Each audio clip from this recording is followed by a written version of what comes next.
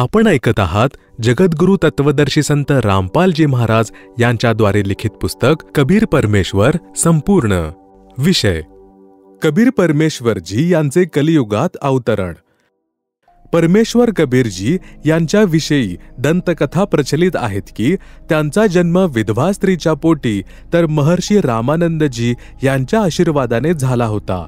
हे पूर्णतः निराधार आहे. कृपया वाचा कबीरदेवजी यांचा यथार्थ संक्षिप्त परिचय.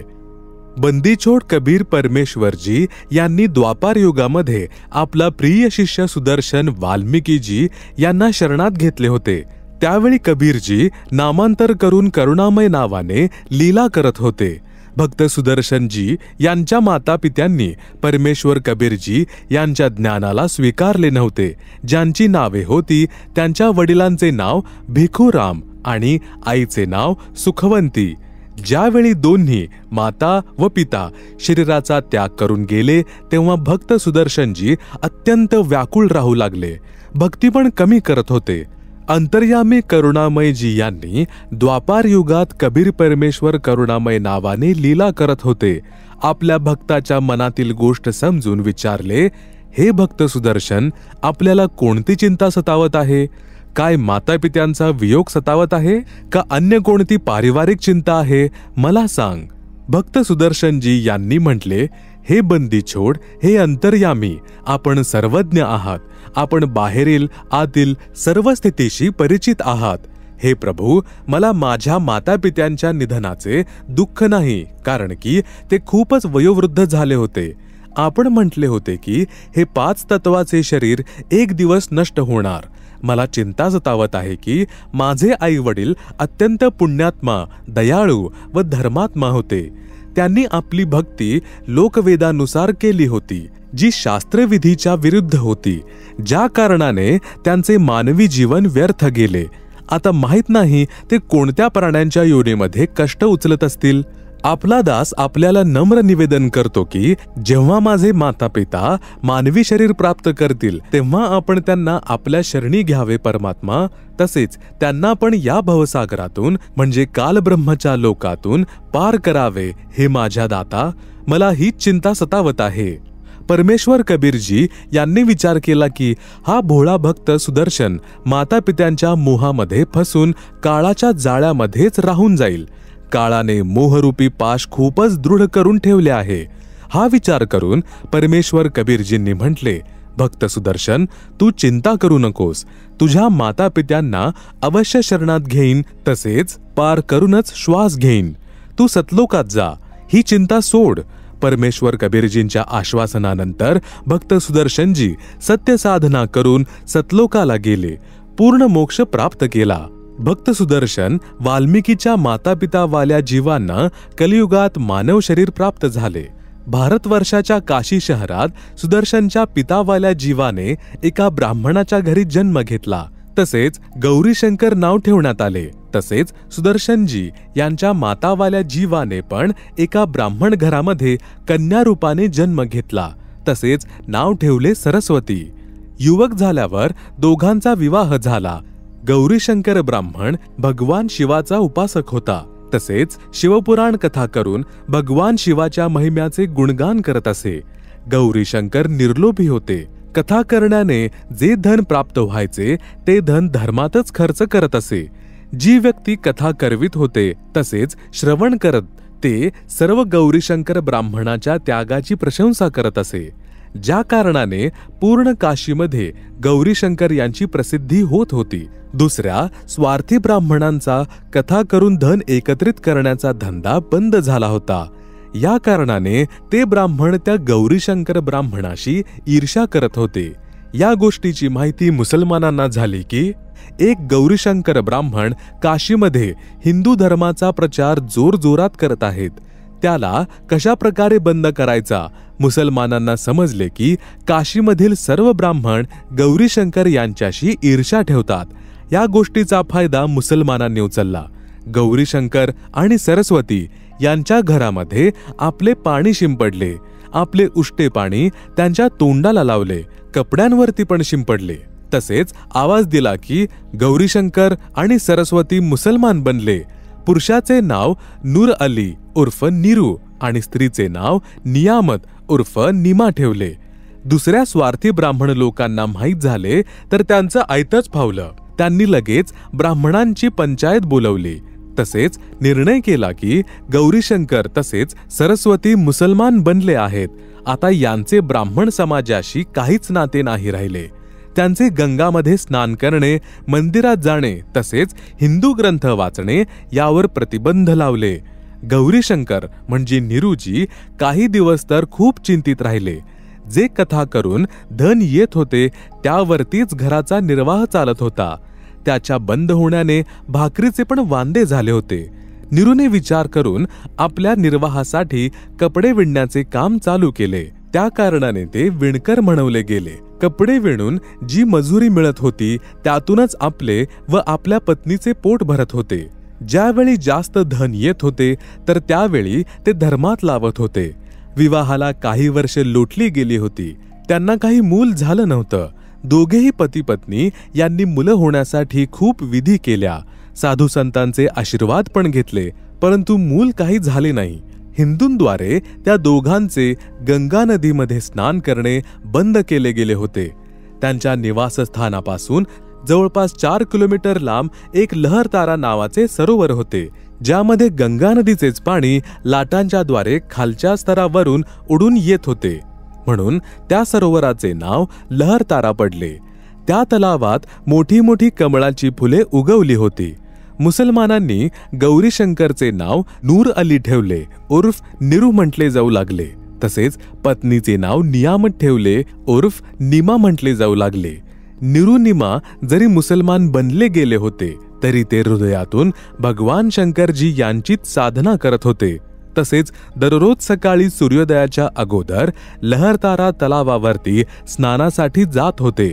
ज्येष्ठ मासाची शुक्ल पौर्णिमा विक्रमी संवत 1455 म्हणजे सन 1398 सोमवारी देखील ब्रह्ममुहूर्तावर म्हणजे ब्रह्ममुहूर्ताची वेळ सूर्योदयाच्या जवळपास 1.5 तास अगोदर असते, स्नान करण्यासाठी जात होते. निमा रस्त्यामध्ये भगवान शंकर यांच्याशी प्रार्थना करत होते की हे दीनानाथ, आपण आपल्या दासांना पण एक लहान मूल द्या. तुमच्या घरात काय कमी आहे प्रभू? आमचे पण जीवन सफल होऊन जाईल. दुनियेचे टोमणे ऐकून ऐकून आत्मा दुःखी होऊन जातो. मज पापिणीकडून अशी कोणती चूक कोणत्या जन्मामध्ये झाली आहे ज्या कारणाने मला मुलाचे तोंड बघण्यासाठी तळमळ करावी लागत आहे? आमच्या पापांना क्षमा करा प्रभू, आम्हाला पण एक बालक द्या. हे सांगून निमा जोर जोरात रडू लागली. तेव्हा निरू धीर देत म्हणाला की निमा, आपल्या भाग्यात संतान नाही आहे. जर भाग्यात संतान असते तर परमेश्वर शिवने अवश्य देऊ केले असते. तुम्ही रडून रडून डोळे खराब कराल. मूल भाग्यात नाही आहे जे म्हातारपणात बोट पकडेल. तुम्ही नका रडू. तुमचे सारखे सारखे रडणे मला नाही बघवले जात. हे बोलून निरूचे पण डोळे भरून आले. अशा प्रकारे परमेश्वर प्राप्ती व संतान प्राप्तीची याचना करत त्या लहरतारा तलावावरती पोहोचले. प्रथम निमाने प्रवेश केला, नंतर निरूने स्नान करण्यासाठी तलावामध्ये प्रवेश केला. सकाळचा अंधार लवकरच उजेडात बदलतो. ज्यावेळी निमा स्नान करत होती त्यावेळेपर्यंत तर अंधार होता. जेव्हा कपडे बदलून पुन्हा तलावावर कपडे धुण्यासाठी गेली, जे घालून स्नान केले होते, त्यावेळी निरू तलावामध्ये प्रवेश करून डुबक्या मारून चोळून चोळून स्नान करत होता. निमाची नजर एका कमळाच्या फुलावर पडली, ज्यावर काही वस्तू हलत होती. प्रथम निमाने समजले की कोणता साप आहे जो कमळाच्या फुलावर बसून आपला फणा काढून हलवत आहे. तिने विचार केला की हा सर्प आपल्या पतीला चावू नये. निमाने त्याला काळजीपूर्वक बघितले. तो सर्प नाही, कोणी बालक होता, ज्याने एक पाय आपल्या तोंडात ठेवला होता, तसेच दुसरा हलवत होता.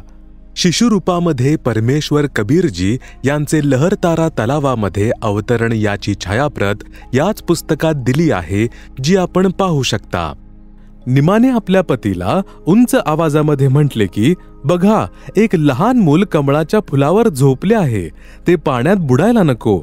नीरू स्नान करत करत निमाकडे न बघता बोलला, निमा, मुलाच्या इच्छेने तुला वेडे केले आहे. आता तुला पाण्यात पण मुलं दिसायला लागली आहेत. निमाने मोठ्या आवाजात म्हटले, मी खरंच सांगत आहे. बघा, खरोखर एक मूल कमळाच्या फुलावर तिथे आहे. बघा बघा.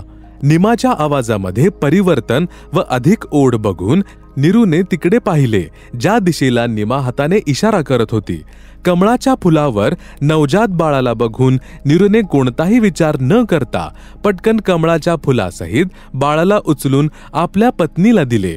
निमाने परमेश्वर कबीरजी यांना छातीशी धरले, तोंडाचे चुंबन घेतले, मुलासारखे प्रेम केले. ज्या परमेश्वराच्या शोधात ऋषीमुनींनी जन्मभर शास्त्रविधी विरुद्ध साधना केली, त्यांना नाही भेटले. तो परमेश्वर भक्तमती निमाच्या कुशीत खेळत होता. ज्या शांतीदायक परमेश्वराला आनंद प्राप्तीसाठी प्राप्त करण्याच्या इच्छेने साधना केली जाते, तोच परमेश्वर निमाच्या हातामध्ये छातीशी लागून होता. परमेश्वर कबीरजी यांचे नीरू निमा यांना शिशुरूपामध्ये प्राप्त होणे याची छायाप्रत याच पुस्तकात दिली आहे, जी आपण पाहू शकता. त्यावेळी भक्तमती निमाला किती शीतलता आणि आनंद झाला असेल त्याची कल्पनाच केली जाऊ शकते. नीरू स्नान करून पाण्यातून बाहेर आला. नीरूने विचार केला, जर आपण या बाळाला शहरात घेऊन गेलो तर शहरातील लोक आपल्यावरती शंका करतील, विचार करतील की कोणाच्या बाळाला चोरून घेऊन आले आहेत, काही आपल्याला शहरातून बाहेर काढतील. या भीतीने आपल्या पत्नीला म्हणाला, निमा, या बाळाला इथेच सोडून दे, यातच आपले हित आहे. निमा म्हणाली, हे पतिदेव, हे परमेश्वर शंकर यांचे दिलेले खेळणे आहे. या बाळाने माहित नाही माझ्यावर काय जादू केली आहे की माझे मन या बाळाला वश झाले आहे. मी या बाळाला नाही त्यागू शकत. नीरूने निमाला आपल्या मनातील गोष्टीची जाणीव करून दिली. सांगितले की हे बाळ शहरवाले आपल्याकडून हिरावून घेतील, विचारतील कोठून आणले. आपण सांगू लहरतारा तलावामध्ये कमळाच्या फुलावर मिळाले आहे. आपल्या बोलण्यावर कोणीच विश्वास नाही करणार. होऊ शकते ते आपल्याला गावाबाहेर काढतील. तेव्हा निमा म्हणाली, मी या बाळासोबत देशाबाहेर पण जाणे स्वीकारेल, परंतु या बाळाला नाही त्यागू शकत. मी माझ्या मृत्यूला पण स्वीकारेल, परंतु या बाळापासून मी वेगळी नाही राहू शकत. निमाचा हट्ट पाहून नीरूला क्रोध आला. तसेच नीरूच्या अंगावर हात उचलताना डोळ्यांमध्ये अश्रू आणून करुणामय आवाजामध्ये म्हणाला, निमा, मी आजपर्यंत तुझ्या कोणत्याही गोष्टीला नाकारली नाही. हे जाणून की आपल्याला मूल बाळ नाहीये. मी तुला पती तसेच पिता दोघांचे प्रेम दिले आहे. तू माझ्या नम्र स्वभावाचा अनुचित फायदा घेत आहे. आज माझ्या स्थितीला न समजून आपल्या हट्टी स्वभावाने मला त्रास देत आहे. विवाहित जीवनामध्ये नीरूने पहिल्यांदा आपल्या पत्नीला चापट मारण्यासाठी हात उचलला होता. तसेच म्हटले की एक तर या बाळाला इथे ठेवून दे, नाहीतर आज मी तुला खूप मारेन. त्यावेळी निमाच्या छातीला बिलगलेले बालक रूपधारी परमेश्वर म्हणाले, हे नीरू, तुम्ही मला आपल्या घरी घेऊन चला. तुमच्यावर कोणतीही आपत्ती येणार नाही. मी सतलोकातून चालून तुमच्या हितासाठी इथे आलो आहे. नवजात शिशूच्या मुखातून वरील वचन ऐकून नीरू म्हणजे नूर अली घाबरला. हा कोणी देव किंवा पित्र किंवा कोणी सिद्ध पुरुष तर न असो आणि मला श्राप न देवो. या भीतीने नीरू काही बोलला नाही, घराकडे चालू लागला. मागे मागे त्याची पत्नी परमेश्वर यांना प्रेम करत चालू लागली. वरील घटनेचा प्रत्यक्षदर्शी रोजच्या प्रमाणे ज्येष्ठ महिन्याची पौर्णिमा विक्रमी संवत 1455 इसवी सन 1398 सोमवारी एक अष्टानंद नावाचे ऋषी, जे स्वामी रामानंद ऋषीजी यांचे शिष्य होते, काशी शहराच्या बाहेर बनलेल्या लहरतारा तलावाच्या स्वच्छ पाण्यामध्ये स्नान करण्यासाठी गेले. ब्रह्ममुहूर्ताचा वेळ होता. ब्रह्ममुहूर्ताचा वेळ सूर्योदयाच्या जवळपास 1.5 तास पूर्वीचा असतो. ऋषी अष्टानंदजी यांनी लहरतारा तलावामध्ये स्नान केले. ते दररोज तिथेच बसून काही वेळ आपली पूजा पाठ करत असत. ऋषी अष्टानंदजी ध्यानमग्न होण्याचा प्रयत्न करत होते. त्याच वेळी त्यांनी पाहिले की आकाशातून एक प्रकाशाचा गोळा खाली येताना दिसला. तो एवढा तेज प्रकाश होता त्याला ऋषीजींची चर्मदृष्टी सहन करू शकली नाही. ज्या प्रकारे डोळे सूर्याच्या प्रकाशाला सहन करू शकत नाही, सूर्याच्या प्रकाशाला पाहिल्यानंतर डोळे बंद केल्यावर सूर्याचा आकार दिसतो, त्यामध्ये प्रकाश अधिक नसतो. याच प्रकारे पहिल्यांदा परमेश्वराच्या प्रकाशाला पाहिल्याने ऋषीजी यांचे डोळे बंद झाले. बंद डोळ्यांमध्ये शिशूला पाहिल्यावर परत डोळे उघडले. ऋषी अष्टानंदजी यांनी पाहिले की तो प्रकाश लहरतारा तलावावर उतरला, ज्यामुळे पूर्ण सरोवर प्रकाशमान झाले. तसेच पाहता पाहता तो प्रकाश जलाशयाच्या एका कोपऱ्यात लुप्त झाला. ऋषी अष्टानंदजी यांनी विचार केला, हे कसले दृश्य मी पाहिले? हा माझ्या भक्तीचा लाभ आहे की माझा भ्रम आहे? याविषयी गुरुदेव स्वामी रामानंदजी यांना विचारेन. हा विचार करून ऋषी अष्टानंदजी आपली उर्वरित साधना सोडून आपल्या पूज्य गुरुदेव यांच्याजवळ गेले. स्वामी रामानंदजी यांना सर्व घटनाक्रम सांगून विचारले, हे गुरुदेव, हा माझ्या भक्तीचा लाभ आहे की माझा भ्रम आहे? मी प्रकाश आकाशातून खाली येताना पाहिला, ज्याला माझे डोळे सहन करू शकले नाही. डोळे बंद झाले तर नवजात शिशू दिसला. पुन्हा डोळे उघडले तर त्या प्रकाशाने पूर्ण जलाशयच झगमगला. नंतर तो प्रकाश त्या तलावाच्या एका कोपऱ्यामध्ये एकवटला. मी आपल्याकडून कारण जाणण्याच्या इच्छेने आपली साधना मध्येच सोडून आलो आहे. कृपया माझ्या शंकेचे समाधान करा. ऋषी रामानंद स्वामीजी अष्टानंदाला म्हणाले, हे ब्राह्मण, हा ना तुझ्या भक्तीचा लाभ आहे ना तुमचा दृष्टीदोष. या प्रकारच्या घटना त्यावेळी होतात ज्यावेळी वरच्या लोकातून कोणी देवता पृथ्वीवर अवतार धारण करण्यासाठी येतात. तो कोण्या स्त्रीच्या गर्भामध्ये निवास करतो, मग बालक रूप धारण करून नरलीला करून आपले अपेक्षित कार्य पूर्ण करतो. कोणी देव वरच्या लोकातून आला आहे, तो काशी नगरामध्ये कोणाच्या तरी घरी जन्म घेऊन आपले प्रारब्ध पूर्ण करेल. वरील वचनांद्वारे ऋषी रामानंद स्वामीजी यांनी आपले शिष्य अष्टानंदच्या शंकेचे समाधान केले. या ऋषींची हीच धारणा आहे की सर्व अवतारगण मातेच्या गर्भातूनच जन्म घेतात. बालकाला घेऊन निरू तसेच निमा आपल्या घरी विणकरांच्या गल्लीत म्हणजे कॉलनीमध्ये आले. ज्याही स्त्री पुरुषाने नवजात शिशुरूपामध्ये परमेश्वर कबीरजी यांना पाहिले तो पाहतच राहिला. परमेश्वर यांचे शरीर अतिसुंदर होते. डोळे जसे कमळाचे फूल आहे, कुरळे केस, लांब हात, लांब लांब बोटे, शरीरातून जणू तेज चमकत आहे. जसे इंग्रज गोरे असतात त्यांच्यापेक्षा अधिक गोरे शरीर परमेश्वर यांचे होते. इंग्रज शुभ्र असतात, परमेश्वर कबीरजी यांचे त्यांच्यापेक्षाही अधिक शुभ्र वर्णाचे शरीर होते. पूर्ण काशी नगरीमध्ये असा अद्भुत बालक नव्हता. जोही पाहत होता तो दुसऱ्याला सांगत होता की नूर अलीला एक बालक सरोवरावर मिळाला आहे, आजच अवतरलेले शिशु आहे. भीतीपोटी लोकलाजेच्या कारणाने कोण्या विधवेने टाकलं असणार. बालकाला पाहिल्यानंतर त्याच्या चेहऱ्यावरून नजर हटवायला मन मानत नाही. आत्मा आपोआप खेचला जात आहे. माहित नाही कशी जादू आहे बालकाच्या चेहऱ्यात. परमेश्वर यांच्या बालक रूपाला पाहण्यासाठी पूर्ण काशी नगरी गोळा झाली. स्त्री पुरुष झुंडीच्या झुंडी बनवून मंगल गीत गात निरूच्या घरी बाळाला पाहण्यासाठी आले. बाळाला कबीर परमेश्वराला पाहून कोणी म्हणत होते, हा बालक तर कोण्या देवाचा अवतार आहे. कोणी म्हणत होते, हे तर साक्षात विष्णूजीच आले आहे असे वाटते. कोणी म्हणत होते, हा भगवान शिवच आपल्या काशी नगरीला कृतार्थ करण्यास जन्मला आहे. कोणी म्हणत होते, हा तर किन्नराचा अवतार आहे. कोणी म्हणत होते, हा तर पितृलोकातून आला आहे. या सर्व गोष्टी ऐकून निमा नाराज होऊन म्हणत होती की माझ्या बाळाविषयी काहीही म्हणू नका. हे अल्ला, माझ्या बाळाची यांच्या नजरेपासून रक्षा करा. तुम्ही कधी बाळ पाहिले आहे की नाही? असे समूहच्या समूह माझ्या बाळाला पाहायला येत आहेत. येणारे स्त्री पुरुष म्हणाले, हे निमा, आम्ही बाळ तर खूप पाहिलेत, परंतु तुमच्या बाळासारखं नाही पाहिलं, म्हणून आम्ही याला पाहायला आलो आहोत. वर आपापल्या लोकातून श्री ब्रह्माजी, श्री विष्णूजी तसेच श्री शिवजी सुद्धा वाकून पाहू लागले. काशीवासियांच्या मुखातून आपल्यापैकी श्री ब्रह्मा, श्री विष्णू तसेच श्री शिव यांच्यापैकी एक हे बालक असण्याची गोष्ट ऐकून म्हणाले की हे बालक तर कोण्या अन्य लोकातून आले आहे. याच्या मूळ स्थानापासून आम्ही पण अपरिचित आहोत, परंतु खूप शक्तियुक्त कोणी सिद्ध पुरुष असेल